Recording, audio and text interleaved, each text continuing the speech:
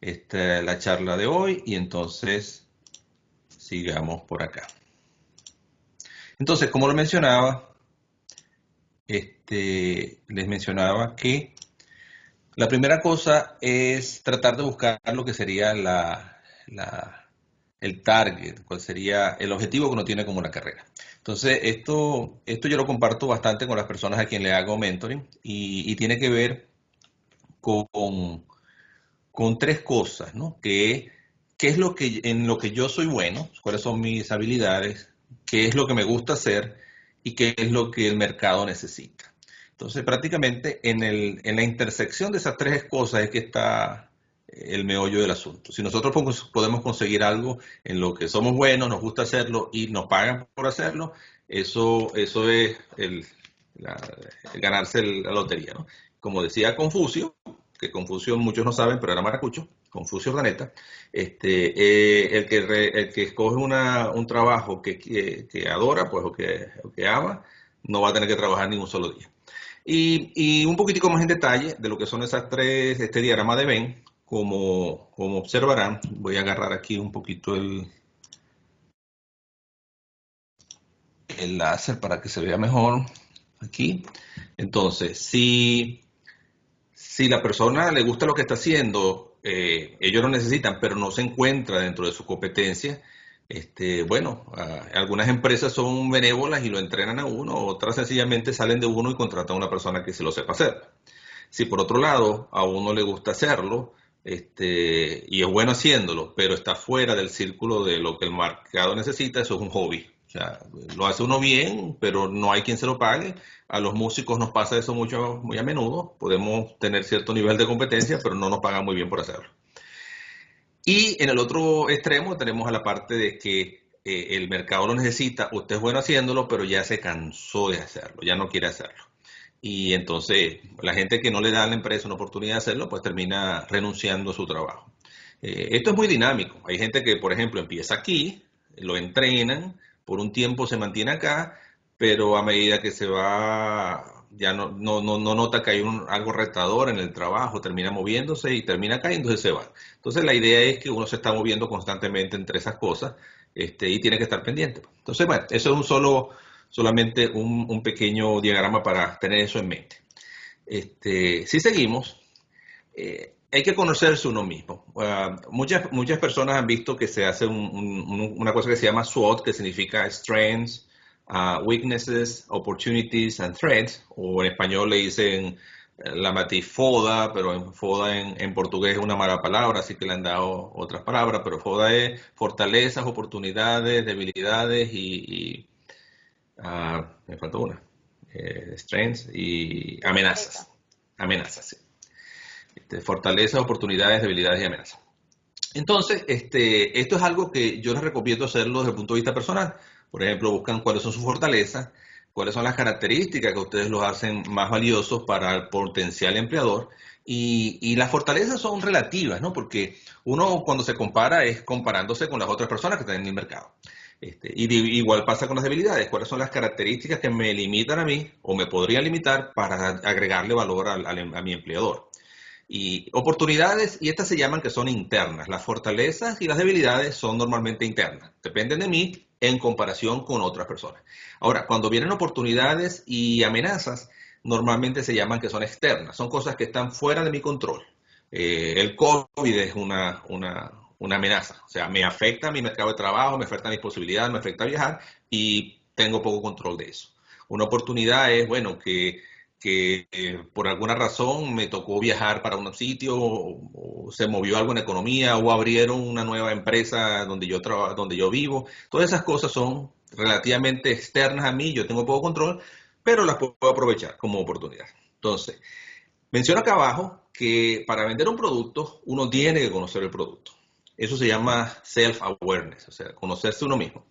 Y también uno tiene no solamente que conocer el producto, sino idealmente querer el producto, que le guste el producto. Eso es la autoestima, la autoconfianza. Entonces, esas son cosas que no las vamos a tratar hoy, pero les quería comentar que si uno puede manejar esto, de que sabe qué es lo que le gusta, en lo que es bueno, qué es lo que el mercado necesita, ella además se conoce uno mismo y se quiere uno mismo, esa es 90% del trabajo. De allí para adelante, se trata ya de lo que sería parecido al dating. Entonces, como salir a hacer citas, ¿no? Eh, Esto es lo que uno es. Uno es la mente, el cuerpo, el alma, las emociones. Entonces, por eso aquí pongo estudiar, hacer ejercicios, meditar, ayudar a la comunidad. Todas son cosas que forman parte de lo que es uno como persona. Entonces, uno sale y pone su perfil en, en uno de esos sitios y allí uno, si uno va a mentir en el resumen o en el perfil, sería, voy a poner una foto no mía, sino de banderas, de este tipo de bandera o de uno de estos actores. ¿Qué pasa? Que si uno miente en el currículum o yo pongo mientras eso, eventualmente cuando me conozcan y me vean se van a dar cuenta que yo no soy Antonio Banderas. Entonces, o si meto mentiras aquí, digo, no, que a mí me gusta, yo todas las mañanas me levanto, corro 10 kilómetros, etcétera. Entonces, y cuando la persona me conozca, va a saber que eso no es cierto. Igual pasa con los empleadores. Entonces, es importante que el resumen diga la verdad. Pero otra cosa es importante, yo sé, yo tengo fotos en las que me veo feo y fotos en las que me veo más feo. Entonces, por supuesto, voy a buscar las fotos en las que me veo menos feo para ponerla en mi perfil. Entonces, de alguna manera, el resumen es la foto de uno sin hacerle Photoshop, pero al mismo tiempo buscando el ángulo que de repente lo mejore a uno. Eso es el resumen. Una buena foto de uno que es verdadera, no es mentira, no es Photoshop, pero que busque el ángulo que es mejor. Y entonces viene la gente de recursos humanos y hace el primer screening. Ese screening es muy importante porque ellos se toman como menos de un minuto en saber si el resumen va para el baile o no va para el baile. Si ellos reciben cientos de currículum y los ponen para un lado y para el otro. Importantísimo en inglés. Resume que vaya con errores ortográficos, que vaya, no, muy difícil que lo vayan a aceptar. Tendría que ser una persona excepcional que diga, mira, esta persona es extranjera, tiene 3 PhDs, 2 doctorados y camina sobre el agua y entonces le van a perdonar el hecho de que venga con errores ortográficos. Pero la gente de recursos humanos normalmente no los perdona y eso ni lo miran, ni llega a las manos de la persona que está contratando, que sería lo que el hiring manager que se llama aquí y es el que ve. Entonces, finalmente, entonces viene el interview, que sería la cita, la entrevista, y entonces allí es donde esperanzadamente se van a mirar el empleador y el empleado, se gustan uno al otro, y a la final esto es un matchmaking, esto es buscar parejas, es un casamiento que uno quiere hacer de una relación entre la empresa y el empleado. Y yo suelo decir que el empleo es como un matrimonio por conveniencia, funciona mientras le funciona a los dos. Pero cuando ya la cosa no funciona, entonces sencillamente, en el mejor de los casos, tenemos un divorcio amigable. Entonces, esa es una analogía que yo les quería hacer y entonces vamos ahora sí a ver eso. Entonces, cuando estamos buscando la aplicación, y me disculpan que las láminas están en inglés, pero como la mayoría de la información que está disponible para el mercado canadiense es en inglés, entonces se me hacía más fácil hacerlo. Entonces, cuando nosotros empezamos con la aplicación, hay que buscar cuál es ese target del job posting. ¿Se acuerdan que les mencionaba de esas tres ruedas? Eso ayuda a ver qué es lo que yo quiero hacer, qué es lo donde yo, y el hacer análisis de SWOT, el análisis de fortalezas, debilidades, me ayuda a mí a ver dónde yo soy más competitivo, qué es lo que me gusta hacer y qué es lo que hay oportunidades por allí.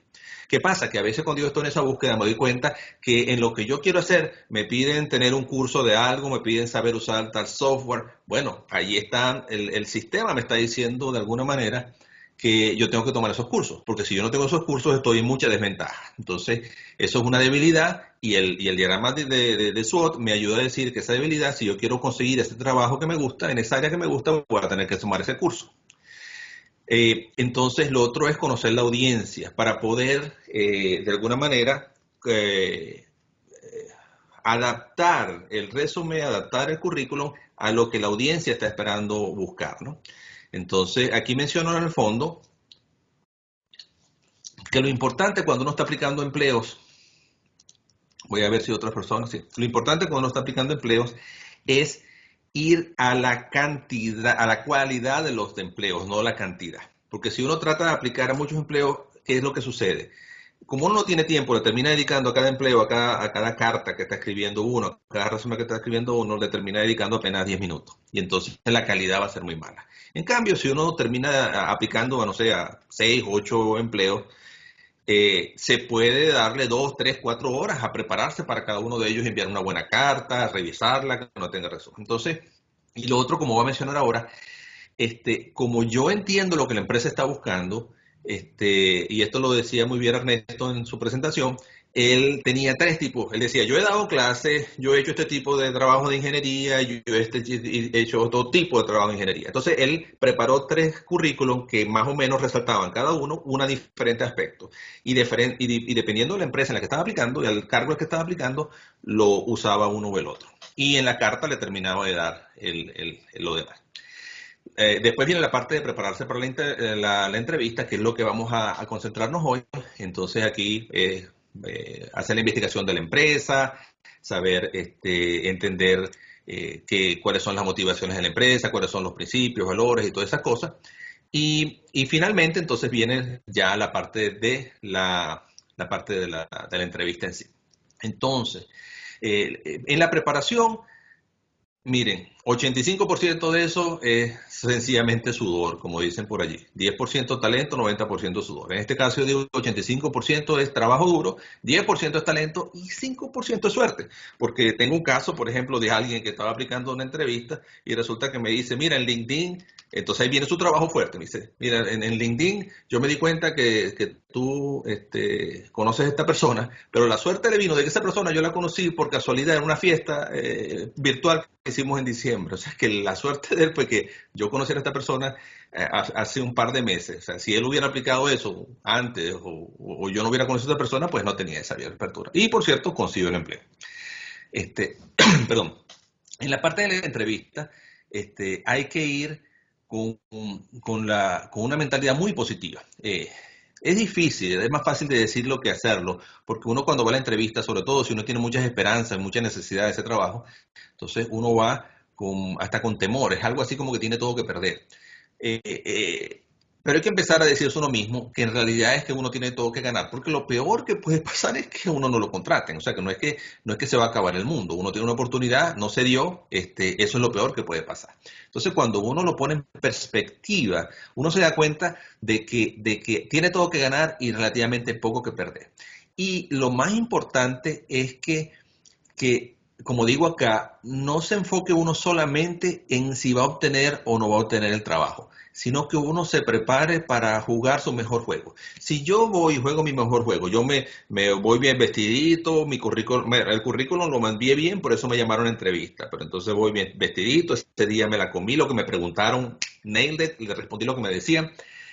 Si yo siento que yo salí de allí y no me dan el trabajo, bueno, por lo menos jugué mi mejor juego. Lo triste es cuando uno dice, cónchale, es como cuando uno va a presentar un examen. Uno dice, esa yo me la sabía, pero en ese momento me puse nervioso y no supe cómo contestar la pregunta. Eso es lo peor. Entonces, en ese sentido, si uno se combina eso, es decir, la perspectiva es que lo peor que puede pasar es que no me contraten. No me estoy jugando la vida aquí de todas maneras. Es el trabajo que yo quiero. Yo voy a jugar mi mejor juego y no me voy a concentrar en el resultado, sino en jugar mi mejor juego, que es lo que yo tengo control. Entonces, eso de verdad lo ayuda a uno a tener un mejor desempeño. Entonces, hablando de la carta de presentación y el resumen o currículum. Como le comentaba, de la Asociación de Venezolanos en Calgary, Ernesto dio esto y yo se los voy a enviar, pero son dos par de cositas. Uno, que hay que casi que como hacer trampas. Uno tiene que agarrar el job posting, el posting del trabajo y usarlo para escribir la carta y usarlo para reacomodar el currículum. Si uno no hace eso, es casi seguro que no lo van a llamar. O sea, el hecho de que usted lo haga no necesariamente quiere decir que lo van a llamar, pero si usted no lo hace, es casi seguro que no lo van a llamar. ¿Por qué? Porque todo el resto de la gente lo está haciendo. Entonces, por lo que le decía, la gente de recursos humanos va a estar buscando palabritas claves, usar las palabritas de lo que está en el job posting, decirlo, usar el lenguaje que ellos usan y de alguna manera buscar que en la carta se demuestre, se vea que la experiencia que uno tiene está alineada con lo que ellos están buscando. Entonces, aquí esto les va a quedar también algunos videos que son buenos y la presentación que hizo Ernesto. Entonces, ahora sí comenzamos ya en materia. ¿Cuáles son esos tips durante la entrevista? Primero que nada, llegar temprano. No hay excusa. Y la exactitud. Los mejores gente que yo he visto, por cierto, la experiencia mía de entrevistar es como, no sé, unas 500 o más personas que yo he entrevistado en mis 30 años de carrera. aunque realmente 25 entrevistando gente, los primeros obviamente no tenía cargo supervisorio. Y, y, y en esa época, bueno, han sido como unas ciento y tantas posiciones, 150 posiciones que hemos contratado, pero de todas esas, como uno entrevista más de dos, tres, dependiendo del cargo, entonces ahí es donde yo calculo que han sido como unas 500 y tantas personas. Entonces, una de las cosas que yo he visto es la gente que lo hace mejor, uno los ve afuera, llegan probablemente 15, 20 minutos antes y uno sabe que están esperando y cuando ya faltan 10 o 5 minutos entran, o sea, no llegan temprano, claro, a veces por razones del clima les toca, pero de verdad que ese es lo mejor, estar en la cercanía media hora antes y acercarse ya 15 o 10 minutos antes a la recepción. Tratar a todo el mundo con respeto. La semana pasada teníamos uno que pasó las dos primeras etapas y sencillamente decidimos no llamarlo porque se puso bruto con una muchacha de recursos humanos. Y, o sea, no es que la ofendió ni nada, pero se notó que, y ya eso fue una banderita amarilla y después nos dimos cuenta que también había hecho otra cosa con otro, entonces dijimos, ¿sabes qué? Nosotros no queremos trabajar con esta persona, así que hay que tratar a todo el mundo con respeto. Bueno, eso yo sé que nosotros como latinos tenemos esos valores, así que eso por ese lado no estamos preocupados. Observar cuál es la dinámica del sitio de trabajo, y esto es una lista cortica, pero ya vamos a adentrar en ella. La parte del lenguaje corporal, las respuestas concisas. He conocido gente que pareciera que no saben cuándo parar. O sea, uno le hace una pregunta, desarrollan el tema, está bien, y ya cuando debieron callarse, cerrar el ciclo, vuelven a arrancar. Se parece una montaña rusa y lo hacen dos o tres veces. Eso es horrible, es un infierno. Uno termina teniendo que pararlos y no se ve bien. La parte de las respuestas positivas. Siempre las respuestas tienen su twist, su spin que uno les puede dar. Entonces vamos a hablar de eso también. Y bueno, y tiene uno que alabar el queso, como dicen, cada pulpero alaba su queso. Hay que hablar de las cosas y ese es el truco. ¿Cómo hablar de uno mismo en con una luz que lo haga lucir con confianza en sí mismo, pero sin ser arrogante? Eso es una cosa que entonces vamos a analizar ahorita. Entonces, la parte de la apariencia, no me voy a parar aquí mucho, solamente les voy a decir que busquen en el sitio, en el website de la empresa para ver cómo se viste la gente. Si la empresa tiene Facebook o LinkedIn, traten de ver fotos, traten de ver cosas que les den una idea de cómo se viste la gente y traten de ir un poco mejor. O sea, es preferible ir mejor vestidos que peor vestidos. Y por cierto, que en cuanto a colores y cosas esas, buscar algo conservador, neutral, así no sea lo que ustedes normalmente usan para vestirse, es lo ideal. ¿Por qué?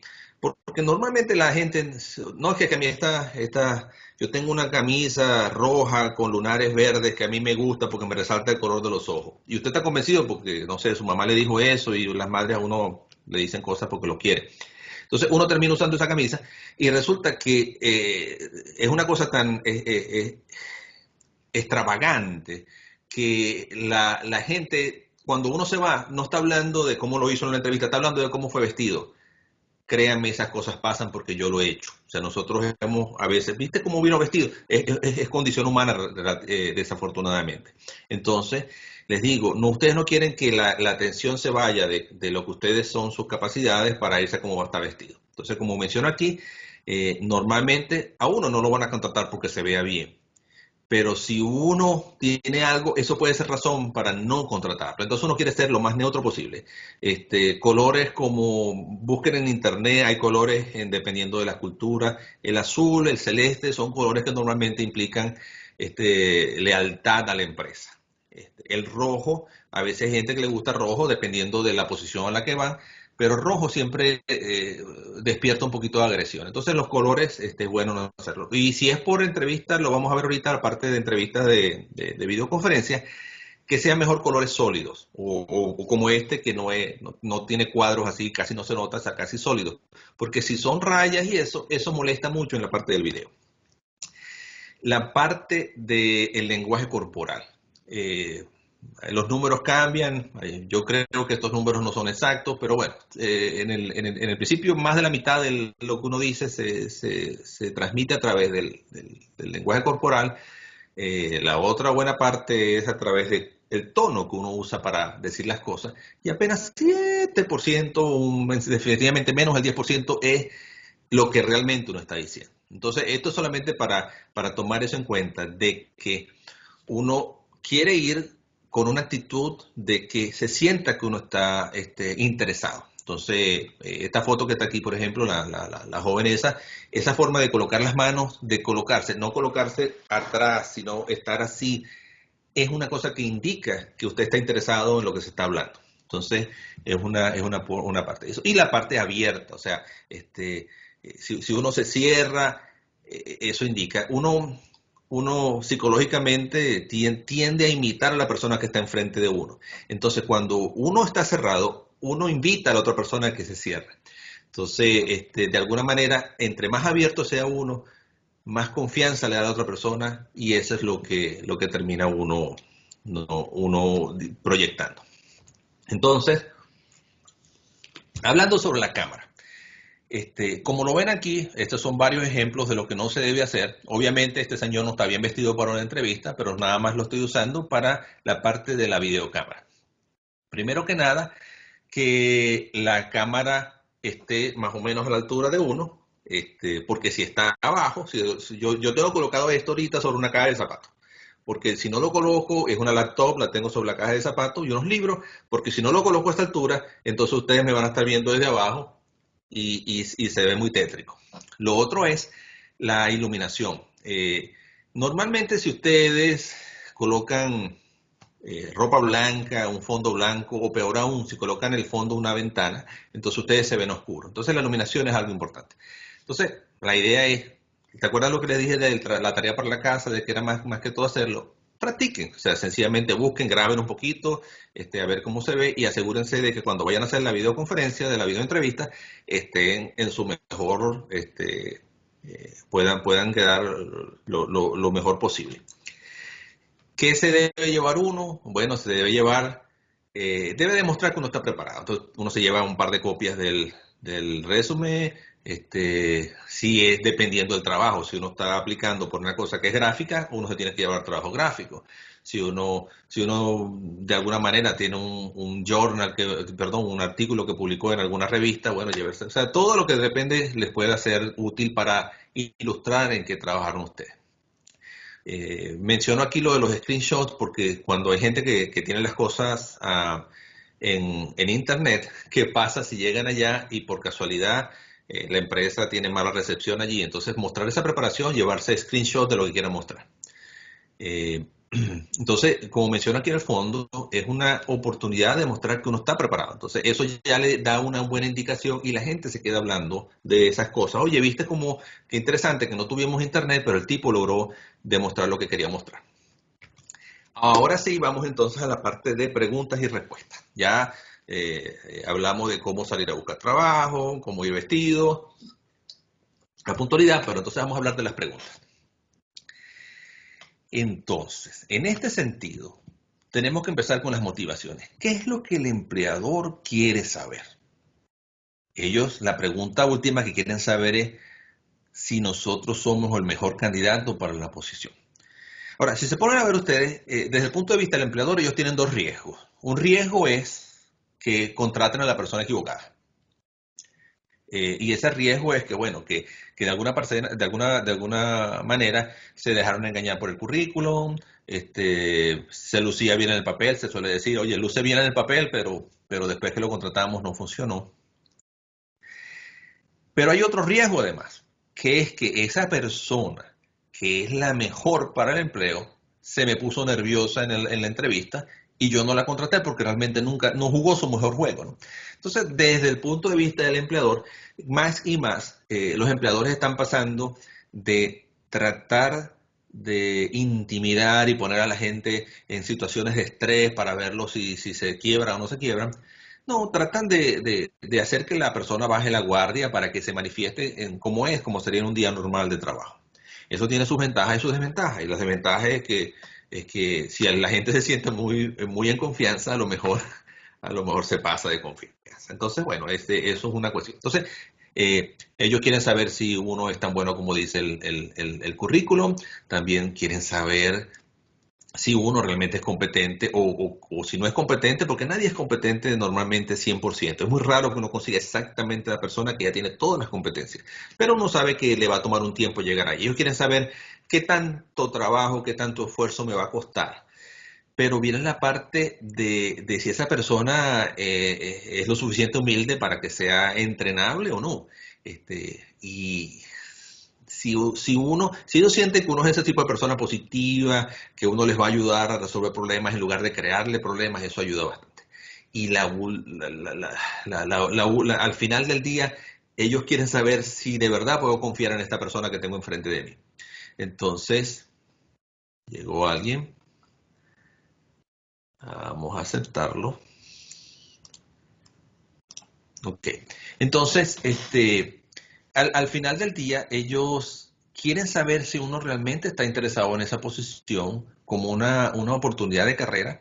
Claro, esto depende. Si alguien está contratando a alguien para un trabajo muy sencillo, para tipo McDonald's, ese tipo de cosas, la gente sabe que es muy raro que la gente vea eso como una carrera. Eso es un trabajo para estudiantes y cosas así. Ellos están acostumbrados. Pero cuando se trata de una posición y ellos ven que la persona que está aplicando está sobrecalificada, entonces, uno de los temores que uno tiene es, yo contrato a este porque realmente está dispuesto a trabajar por el salario, es buenísimo, tiene más experiencia de la que necesito, pero entonces en el fondo yo sé que esa persona solamente está allí hasta que consiga algo mejor. Entonces, ¿qué pasa? Eso es una inversión que a veces no vale la pena, porque sí, voy a tener una persona cualificada, sobrecalificada por un año, pero apenas consiga algo mejor se me va y vuelvo a quedar en la misma situación de contratar gente. Y contratar gente cuesta dinero, o sea, son las horas que tiene que poner la empresa en publicar, en hablar, en las entrevistas, eso cuesta dinero. Y después entre entrenar a la persona, lo que se llama el onboarding, abordar a la persona que está llegando. Entonces, por esa razón es una inversión y la gente quiere tratar de contratar a alguien que esté por lo menos 3, 5 años para que uno se sienta, porque el primer año casi que todo el mundo está aprendiendo. Entonces, ¿qué es el trabajo de uno? El trabajo de uno es convencer a la persona que está entrevistando. Yo soy la persona, puedes confiar en mí.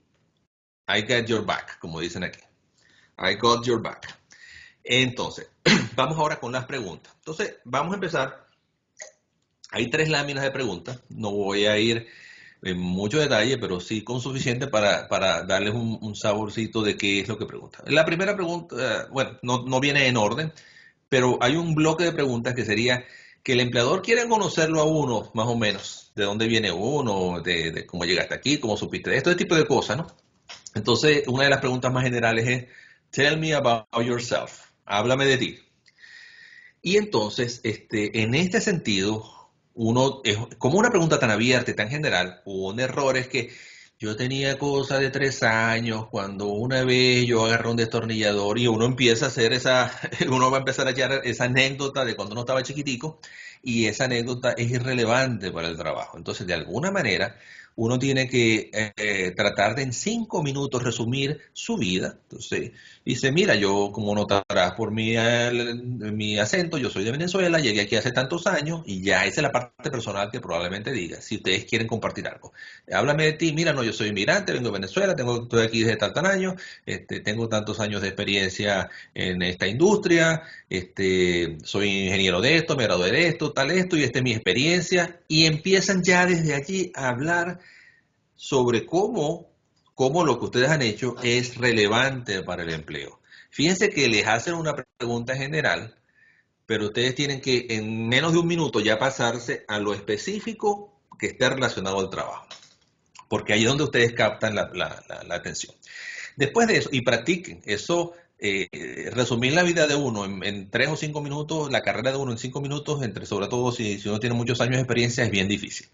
Pero uno tiene que hacerlo y practicarlo antes de la entrevista para hacerlo igual como la carta de aplicación se hace de esa manera, esta parte también se hace adaptada a la función. ¿Cómo te describas tú mismo? Y hago aquí este asterisco para decir que todo lo que tienen asterisco en esta pregunta son lo que llaman soft skills, competencias suaves. Y que, por cierto, como son competencias suaves, son subjetivas y son difíciles de medir. Entonces, ¿cómo te describirías tú mismo? Entonces, bueno, de nuevo, tiene que ser que lo que ustedes en realidad están respondiendo es qué de las actitudes que uno tiene la hacen un gran empleado para esa posición. Y aquí viene la parte de balancear. Uno tiene que ser seguro en sí mismo, pero tiene que sonar de alguna manera humilde. Entonces, esa parte de seguridad con humildad, eh, una forma como yo siempre lo menciono es la curiosidad y el aprendizaje son una combinación. Cuando tú tienes una persona, que esa persona es lo suficientemente humilde para saber que necesita aprender algo, pero al mismo tiempo tiene suficiente confianza en sí mismo para saber de que lo puede aprender, esa es la mejor combinación. Humildad para saber que hay un gap, que hay algo que llenar, y la confianza para saber que uno lo puede llenar. Entonces, de alguna manera aplicar eso, esa mentalidad cuando uno está contando pueden decir, ¿cómo se describen ustedes usted mismo? Mira, yo me describo como una persona apasionada por tal cosa, que gusta de este tipo de cosas y que siempre está interesada y curiosa por aprender. Cuando uno menciona eso, esas son cosas que suenan bien. Y si son y tiene que ser verdad. Si no es verdad, entonces se va a notar que la foto fue Photoshop. ¿Qué te motiva?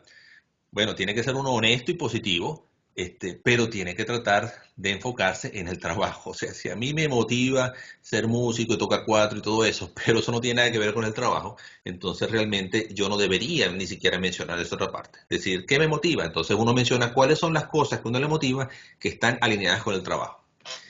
Entonces, allí la parte de honestidad es que uno no tiene por qué decir las cosas que no le gustan, que a lo mejor están relacionadas con el trabajo. Uno se concentra en las que le gustan, que están relacionadas con el trabajo.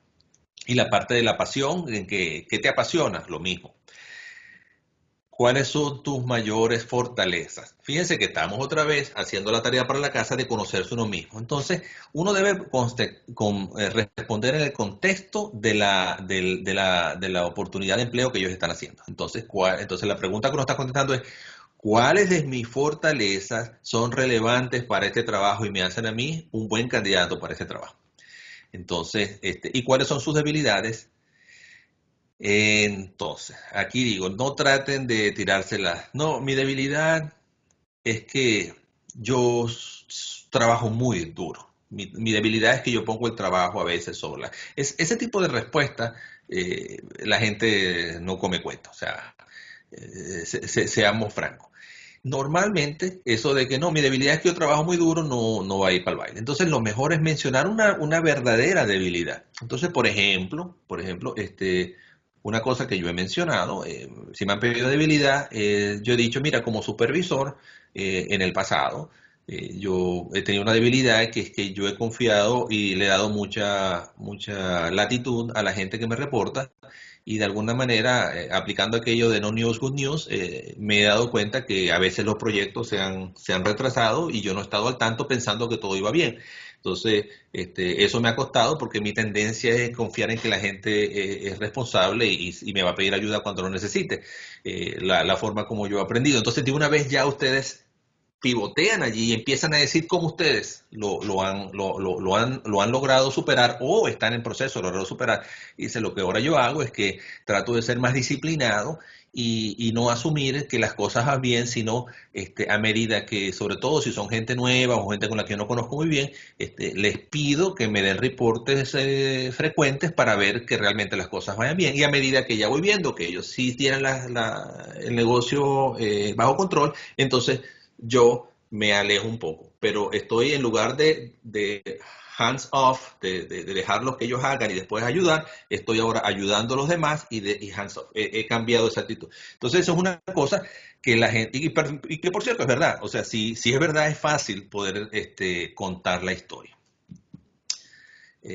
Les insisto, no sé, no he visto manos, no he escuchado nada, pero les insisto, si en algún momento alguien que tenga alguna pregunta, por favor, me avisa. La segunda de la tabla de estas preguntas. Un bloque que tiene que ver con la experiencia. ¿qué es lo que te hace a ti único? Entonces, si se ponen a pensar, y ustedes tienen, todos tenemos características, entonces una característica por sí misma es difícil que sea única. Pero cuando uno trata de contestar esa pregunta como una combinación, las combinaciones matemáticamente tienen esa ventaja, que es difícil, cuando lo hace uno único es porque uno tiene entonces tú dices, bueno, si yo, ¿qué me hace a mí único? Bueno, que yo soy ingeniero mecánico, eso no me hace único, pero el asunto está en que yo he trabajado en la industria petrolera, tengo esa formación y he trabajado desde el punto de vista de investigación, he trabajado en campo, he trabajado en manufactura. Esa combinación de gente que trabaja, tenga experiencia de campo, manufactura e investigación es rara. Eso sería algo único de mí. Y otra cosa que yo podría decir, bueno, porque además de que he sido en la parte de investigación, así que me gusta la parte técnica, también me gusta la parte de liderazgo. Esa es otra parte que mucha gente que le gusta el liderazgo se olvida la parte técnica y viceversa. Entonces, ahí uno busca cosas que son únicas, combinaciones. ¿Cómo maneja estrés? Entonces, de alguna manera, mencionar cómo desarrolló uno eso. O sea, a la final esto viene siendo como contar historias. Entonces uno dice, mira, ¿cómo manejo yo el estrés? Bueno, yo normalmente hago esto. El que diga, yo normalmente no me estreso, esa pregunta no sirvió, esa respuesta está mala. Entonces, uno tiene que decir, bueno, normalmente yo trato de manejar el estrés, entonces describe cómo. Mira, hago ejercicio, hago pequeñas pausas durante el día, trato de conservar una perspectiva, etcétera. Es muy probable que de esa pregunta viene una segunda pregunta. Si uno dice, yo lo manejo de esta manera, entonces van a decir, y tú siempre fuiste así, has tenido problemas de estrés alguna vez en tu carrera. Entonces, bueno, uno tiene que tratar de colocar siempre, yo pasé por esto y de esta manera lo superé. Porque recuerdan que les comenté que el trabajo de uno es desarrollar la confianza de la persona que los está entrevistando. Y una de las mejores maneras de desarrollar la confianza es cuando uno se muestra vulnerable. La vulnerabilidad, aunque no lo crean, es una de las formas más efectivas como la otra persona confía en uno. O sea que si uno mantiene la guardia aquí y no suelta prenda, eso no da confianza. Pero si de alguna manera uno, les comento, la semana pasada estaba entrevistando a un joven y le preguntamos y nos confesó que una de las cosas más difíciles para él había sido aprender a hablar en público. Y nosotros nos sorprendimos porque, aunque era introvertido, lo estaba haciendo muy bien en la entrevista. Entonces nos describió, no, mira, yo me forcé a organizar juegos con la familia, después juegos o sea, ser como quien dice, coordinador de cosas en público. Y esa cosa lució muy bien. De hecho, le ofrecimos y aceptó el trabajo. No solo por eso, por otras cosas, pero eso es una muestra de vulnerabilidad donde uno dice cómo logró superar algo. Sus mayores logros. Esta es una tricky, una que puede ser, uno tiene que hablar de sus logros, pero lo mejor es que de alguna manera lo enlace como una contribución a un equipo. Si uno menciona sus logros y no menciona las personas que lo ayudaron, el equipo en el que estaba, eso inmediatamente crea una alarma de yo. La semana pasada también, porque la semana pasada entrevistamos a 4 personas y para 3 cargos. Y ya era la segunda entrevista, la primera ya la habían hecho. Entonces, una de esas personas, en la carta mencionaba, fui líder del grupo tal, y entonces decía, yo desarrollé esto, yo desarrollé esto, yo desarrollé esto. Y yo lo llamo, o sea, yo le pregunté, oye, fulano, mira, me llamó la atención que en la carta en el cover letter, tú mencionas que tú eras líder del grupo, pero cuando mencionas lo que hiciste, lo hiciste tú. Y el tipo me explica, no, explico. Entonces él dice, mira, lo que sucede es que ese trabajo, cuando yo lo empecé, yo no era el líder del equipo. Y eso que menciono allí fueron las cosas que yo directamente hice. Yo desarrollé ese modelo, yo desarrollé ese experimento, yo hice todo eso. Y después fue que yo me convertí en el líder del equipo. Entonces, bueno, tenía una respuesta para esa pregunta. Pero inmediatamente eso para mí fue una banderita de decir, oye, porque si el tipo era líder, dice que él hizo las cosas. Este, Después viene otro bloque de preguntas que aquí las llamo para saber si realmente ¿usted quiere trabajar aquí en este trabajo o lo está usando como un escalón para otra cosa? Entonces, la primera pregunta es, ¿por qué quieres trabajar aquí? Entonces, aquí hay que hacer la tarea, aquí hay que irse al website de la empresa, saber sus valores, sus principios, la cultura. Si ustedes conocen a alguien, también dicen, mira, yo he hablado con gente que trabaja aquí. Ese tipo de cosas dan certeza de que ustedes realmente quieren trabajar allí y que no sea, mira, porque me gustan sus valores y principios. No, si van a decir, me gustan sus valores y me gusta su cultura, porque yo leí que uno tiene que decir la tarea y ser realista. Es decir, mira, ustedes dicen que ustedes ofrecen esto y esto y esto, y a mí eso para eso me es importante. Entonces, el interés en el trabajo específico, hay una cosa que mucha gente usa, dice, no, porque eso me permitiría aplicar mis conocimientos y habilidades a contribuir al desarrollo de esta empresa. Eso suena como al árbol queremos mucho amor. O sea, suena una canción y eso no va bien. Uno tiene que ser específico y decir, mira, ¿por qué me gusta este rol? Porque tiene esto, esto y esto que se adapta a estas cosas que yo hago y que la hago bien y que me gusta hacer. Entonces, más o menos, conectarlo de esa manera. Ser específico. La pregunta esta. Esta es una de las preguntas emocionales más poderosas. ¿Por qué yo debería contratarte? ¿Por qué deberíamos contratarte para este rol?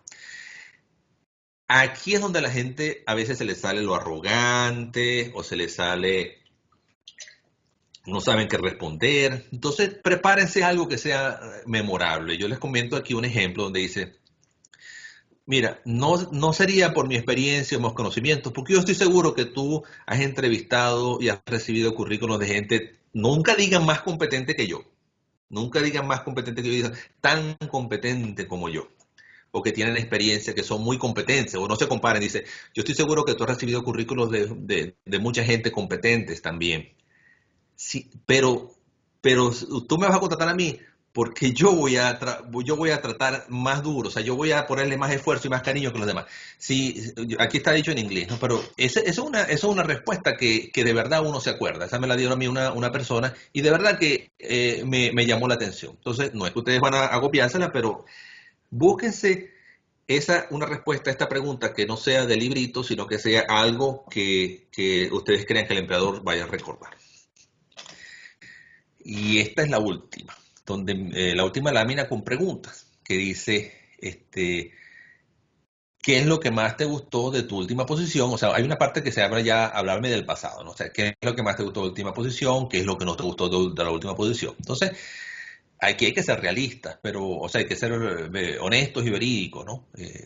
Pero hay que tratar de, en lo que le gusta, tratar de afincarse en las áreas que digan, si le gustó esa posición, le va a gustar esta en la que yo estoy ofreciendo. De alguna manera, también traten de no mencionar algo que es común, algo que no le gustó de la antigua posición y que sea común a la nueva posición, porque eso también sería eso. Por ejemplo, para que vean un ejemplo, no me gustaba viajar, me mantenía muy lejos de la familia. Y resulta que la nueva posición que yo estoy buscando, requiere que yo viaje el 40% del tiempo. Entonces, obviamente, la gente va a decir, bueno, si no te gusta, a menos que dice que no te gustó de tu última posición. Entonces, a lo mejor la última posición fue hace 3 años, tú tenías los hijitos pequeños y tú dices, no, mira, una de las cosas que no me gustó era viajar mucho, pero esa situación ya cambió. Tienen que buscar una manera de que no luzca que lo que determinó que ustedes dejaran de trabajar la última vez en esa posición sea el mismo problema que les ocasiona en esta nueva oportunidad. Y esta, bueno, ¿por qué está dejando el trabajo? O sea, hay que ser honesto, pero hay que tratar de ser neutro. El que, y tratar de centrarlo en una decisión personal. Cuando uno empieza a echarle la culpa al jefe, por Dios, nunca le echen la culpa al jefe. Así el jefe sea un psicópata, ustedes dicen, ustedes dicen, no, la verdad es que no estaba alineado, o sea, busquen algo, el trabajo no estaba alineado, o de verdad que a mí se me hacía muy difícil comunicarme, o sea, siempre pónganlo desde el lado de uno, nunca digan, no, es que mi jefe anterior era un cabeza de ñame, porque no importa si sea verdad, no importa si sea verdad, eso en el empleador va a asumir no, que usted está haciendo su objetivo. Entonces, después viene el futuro. ¿Cuáles son las metas para el futuro? Bueno, de nuevo, hay que alinear esas metas con el futuro, con lo que están diciendo. El salario. Si ustedes quieren, no tienen por qué mencionar un número. Una muy elegante es decir, no, yo estoy seguro de que yo conozco que esta empresa ofrece salarios muy competitivos, así que yo no tengo ninguna preocupación por ahí. Yo estoy seguro que ustedes me van a ofrecer lo que es acuerdo a mi experiencia y a mis capacidades. O sea, se salen de allí. Si es realmente importante, mencionen realmente un rango. Entonces, pero no lo usen como que pidan mucho, no, díganlo de la verdad. O sea, si ustedes están esperando tanto, dicen, mire, yo estoy esperando entre tanto y tanto. No traten esto no es regatear de que si yo quiero 70, digo 90 para que yo me ofrezca 60 y terminamos en 70. No, eso no funciona así normalmente. Y la pregunta, si es una nueva posición, preguntar, ¿es esta nueva posición? ¿Qué pasó qué pasó con, esto es una posición que ya existía? ¿Por qué la otra persona se fue? Ese tipo de cosas son. Este, También preguntar, yo entiendo que voy a estar reportando a usted, señor, pero aparte de mi reporte directamente con usted, ¿quiénes serían mis interacciones de clientes, mis interacciones internas? Son preguntas interesadas. Y preguntas que casi tengan que ver con que ya ustedes se vean en el trabajo. Esas son, si alguien le dice, ¿tiene alguna pregunta? Y ustedes dicen, no, no es que se va a acabar el mundo, pero perdieron una oportunidad de demostrar interés en la posición. Entonces, mi sugerencia es siempre preparen un par de buenas preguntas que no sean de salario, que no sean de plata, que no sean una pregunta puede ser, que, ¿qué vacaciones ofrecen ustedes? Pero esas preguntas no, pueden tener, la gente de recursos humanos lo va a entender, pero a lo mejor hay gente que no es de recursos humanos y no lo va a ver como una cosa buena. Así que yo les sugiero que preparen preguntas sobre el cargo. Una cosa que les quería comentar es que los empleadores hacen dos tipos de entrevistas. La de hace años era situacional. La situacional es ¿qué haría usted en esta situación? Con el tiempo la gente se dio cuenta que prácticamente cuando uno lo pone en una situación hipotética, casi que uno sabe cuál es la respuesta correcta. Y entonces uno no es que esté mintiendo, pero uno sabe lo que el entrevistador quiere escuchar y entonces uno determina dando la respuesta que ellos quieren escuchar. Mientras que el de comportamiento o behavior tiene que ver con lo que uno ha hecho. Entonces es de experiencia. Y esto es porque los empleadores se han dado cuenta que la mejor manera de predecir cómo uno lo va a hacer en un nuevo empleo es saber cómo uno actuó en el pasado en situaciones diferentes.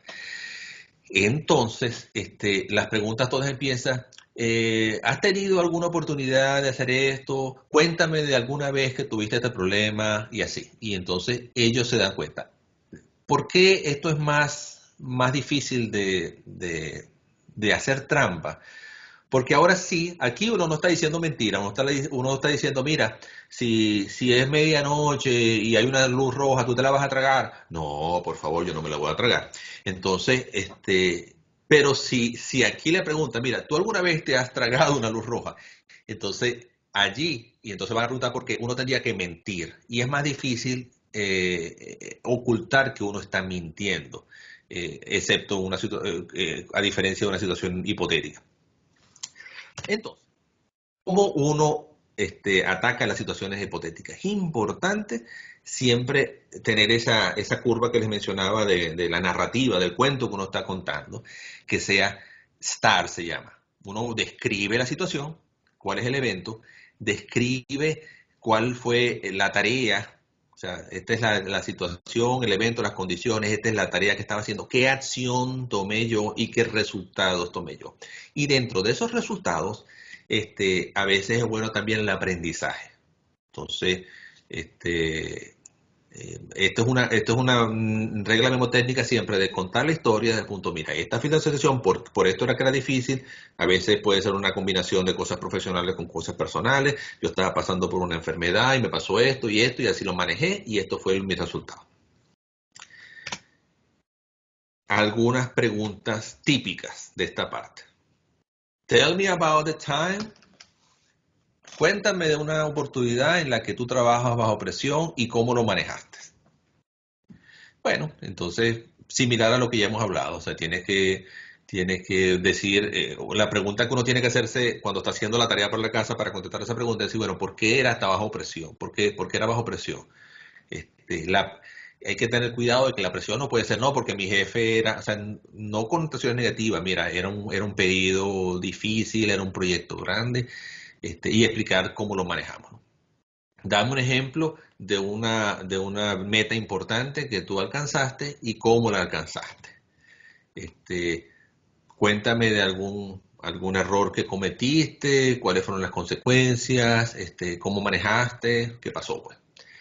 Describir una decisión que uno tomó y que no fue popular, explicar por qué, cómo lo manejaste y cómo se implementó, ¿no? Dame un ejemplo de cómo tú trabajas efectivamente como parte de entonces aquí puede decir un equipo multidisciplinario, diverso, complejo, etcétera.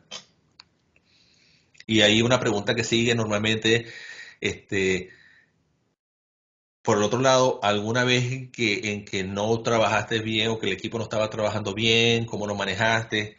Entonces, esto no solamente es para supervisores, oigan, si es una persona que uno está contratando como supervisor, uno lo hace desde el punto de vista de algún equipo que tú lideraste, pero si uno está contratando a una persona que no va a ser supervisor, uno le pregunta como miembro del equipo, ¿cómo hiciste tú? ¿Tú tuviste algún papel para ayudar a solventar la situación? Este, ¿Algún ejemplo en el que tú pudiste motivar a tus trabajadores, si tú eres líder, o a tus compañeros de trabajo? ¿Y cuál es la situación más difícil, más desafiante que tú has manejado y cómo la manejaste? Entonces, bueno, por eso esas son otras referencias que le doy a algunos videos que son muy útiles para. Hay uno que me gusta, todos son en inglés, hay uno que es un canal que se llama Carisma on Command. Es un muchacho que da muy buenas referencias de cómo hacer esto. Y bueno, ahí tengo otra. Entonces, con esto abro para comentarios y preguntas.